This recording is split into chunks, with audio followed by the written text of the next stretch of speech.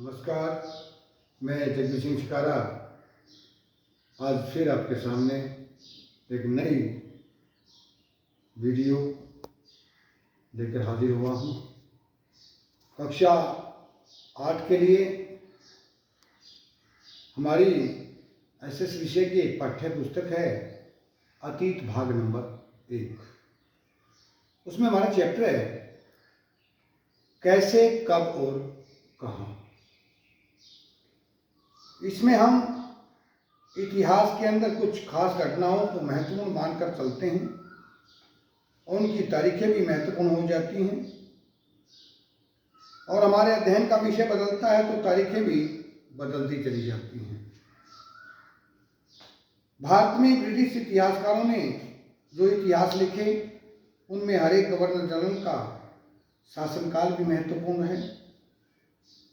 इतिहास या कहानी लिखते वक्त उसे टुकड़ों में बांट दिया जाता है ताकि किसी अध्याय में कोई विचलित न रहे, हर अध्याय में तालमेल बना रहे। तो इसीलिए हम आज अतीत भाग नंबर 1 के चैप्टर कब, कैसे और कहाँ, हमारा फर्स्ट चैप्टर है, उसके बारे में हम कुछ अध्ययन करेंगे बातों का। कुछ प्रश्न लेकर आए हैं। हमारा पहला प्रश्न है, जेम्स मिल ने भारतीय इतिहास को जिस तरह कालखंडों में बांटा है उसमें क्या क्या समस्याएं हैं। मिस्टर जेम्स मिल हैं, उन्होंने भारतीय इतिहास को अलग अलग कालखंडों में बांटा है, उसका बंटवारा किया है।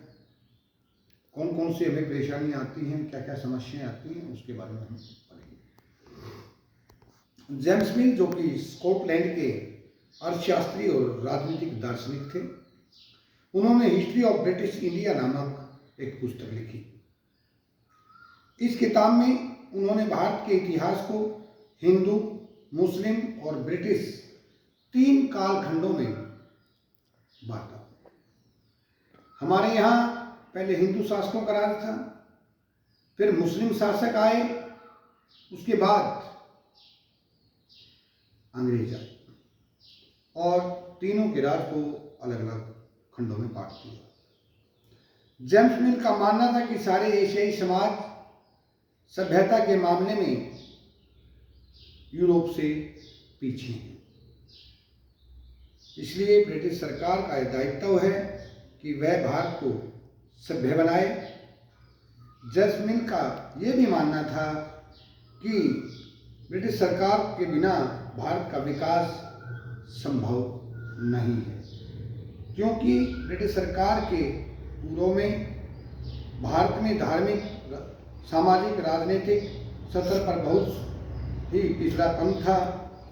आज हम जेम्स मिल के इन विचारों को स्वीकार नहीं कर सकते, क्योंकि हम जानते हैं कि ब्रिटिश शासन के दौरान स्वतंत्रता को बंधुओं के अधिकारों से वंचित रखा गया और उसके दौरान भारत का आर्थिक विकास भी अवरुद्ध हुआ था, जबकि प्राचीन तथा मध्य युग में इन सभी क्षेत्रों में भारत उन्नति के शिखर पर था।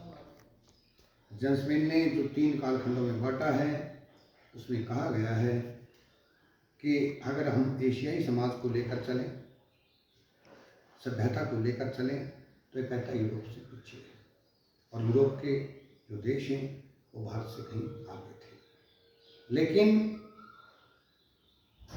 हिंदुस्तान की बात आती है, उसके पिछड़ेपन की बात आती है, जेम्स मिल के अनुसार तो कहता है कि जिम्मेवारी इंग्लैंड सरकार की है, ब्रिटिश सरकार की है कि वो भारत को भी सभ्य बनाए, लेकिन हम उसके इन विचारों को स्वीकार नहीं कर सकते।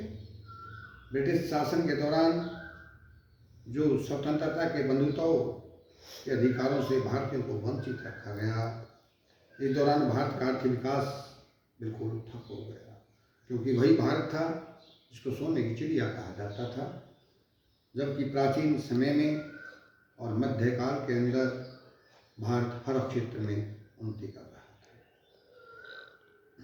अगला प्रश्न हमारा है, अंग्रेजों ने सरकारी दस्तावेजों को किस प्रकार सुरक्षित रखा। जब अंग्रेजों का भारत में शासन था, तो उस समय जो रिकॉर्ड्स थे, दस्तावेज थे, उनको किस तरह ध्यानपूर्वक उन्होंने रखा। भारत में ब्रिटिश शासक के द्वारा सरकारी योजनाएं, नीतिगत फैसले आदि सभी निर्णय व्यवस्थित रूप से लिखकर रखे जाते थे। समय समय पर इन निर्णयों पर बहस और चिंतन होता था। ब्रिटिश शासन सभी दस्तावेजों और पत्रों को ध्यानपूर्वक सुरक्षित रखने के पक्ष में थे। इसलिए उन्होंने हर सरकारी दफ्तर में एक विभाग बनाया, वहाँ जहाँ इन सभी दस्तावेजों को सुरक्षित रखा जाता है। आगे की योजनाओं के लिए इन दस्तावेजों को कई सत्रों पर 19वीं सदी में भी पढ़ा जाता था, क्योंकि अंग्रेजों का ये मानना था कि समय पर जो सरकारी रिकॉर्ड्स हैं उनकी भविष्य में भी जरूरत पड़ सकती है। इसलिए उन्होंने उनके समय में जो भी निर्णय लिए जाते, फैसले लिए जाते, उनके लिए अलग अलग कोर्ट, कचहरी, तहसील, अन्य विभाग की स्थापना की। उन विभागों के अंदर रिकॉर्ड्स रूम बनवाए और उन्हीं के अनुसार भविष्य में चलकर इस पर निर्णय लिए जाते थे। आज आपके लिए छोटी छोटी बातें वो हैं, हमने कुछ सही और गलत बताने हैं कि कौन सी बात राइट्स है, कौन सी फॉल्स है। जैसमिन ने भारतीय इतिहास को हिंदू, मुस्लिम और ईसाई 3 कालखंडों में बांटा है, ये बात सत्य है। सरकारी दस्तावेजों से हमें इन्हें समझने में मदद मिलती है ताकि आम लोग इसके बारे में क्या सोचते हैं। ये बात गलत है। अंग्रेज़ों को लगता था कि सही तरह शासन चलाने के लिए सर्वेक्षण महत्वपूर्ण होते हैं, यह बात सत्य है। आज आपके लिए 3 क्वेश्चन हुए हैं। कल फिर आपके साथ एक नई वीडियो लेकर हाजिर होंगे। तब तक के लिए आपसे विदा चाहते हैं। खुश रहिए, स्वस्थ रहिए। नमस्कार।